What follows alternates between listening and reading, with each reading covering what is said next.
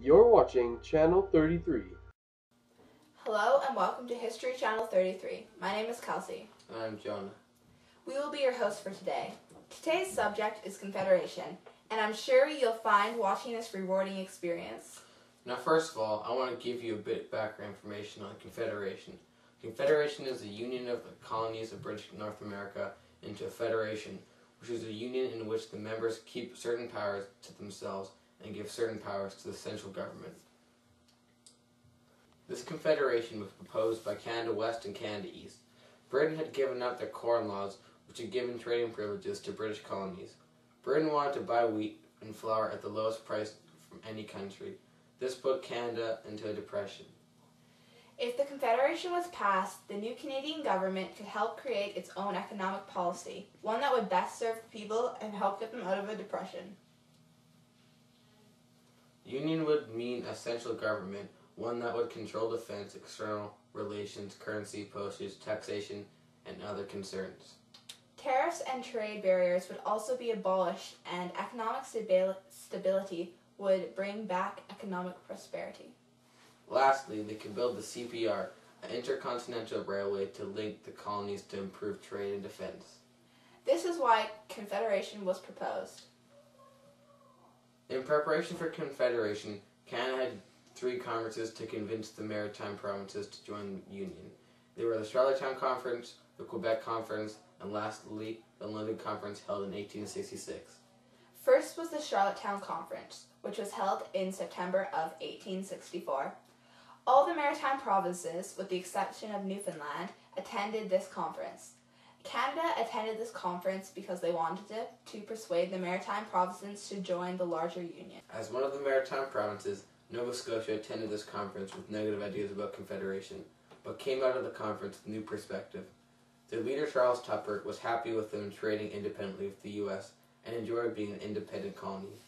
They were swayed from their views by John A. Macdonald, who shared their dream about having a railroad built linking Halifax to Canada. This, Charles Tupper knew, would greatly help industrial development in Nova Scotia. Also attending the Charlottetown Conference was New Brunswick. Led by Samuel Leonard Tilley, they were also against the idea of Confederation from the beginning. Their views were altered with the promise of building a railway connecting Canada to the Atlantic colonies. This would economically help New Brunswick because it would mean an enlarged, protected market for New Brunswick goods.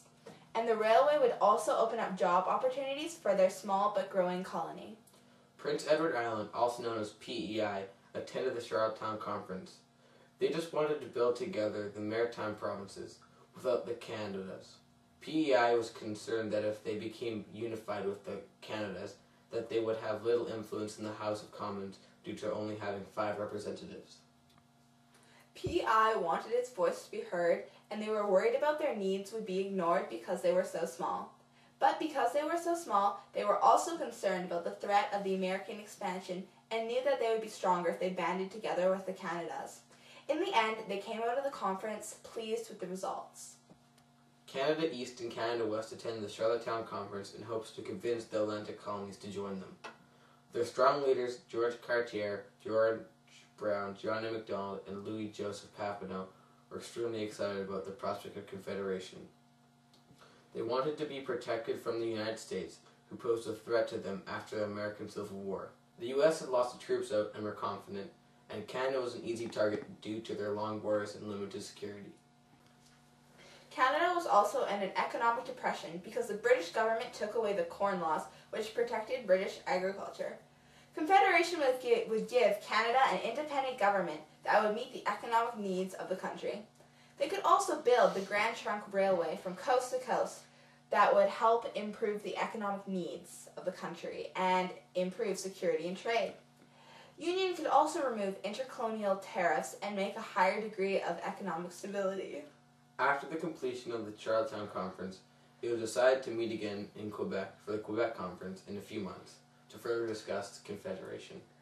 Delegates from British North America met again and continued to discuss in October of 1864. Representatives from the Canadas, the Maritime Provinces, and Newfoundland, who had not attended the previous conference, met in Quebec. This conference lasted for approximately 2 weeks and wrapped up with the creation of the 72 resolutions and a basis on which the new nation of Canada would be formed. Newfoundland, led by the famous F.B.T. Carter, was completely against the prospect of confederation. They feared that Ottawa was becoming too powerful and that the Constitution colony's government could potentially be trampled. They felt like they had little in common with the people of the Canadas, and when they heard about the anti-confederation events in the other Atlantic colonies, they lost the little interest they had. Newfoundland didn't join Confederation until 1949. The final conference was the London Conference. It was held in 1866, and they sailed to London to present the 72 resolutions to the British officials. These resolutions were passed on May 22, 1867, and Canada officially became a nation on July 1st, 1867. Thanks for watching. See you next week. You're watching Channel 33.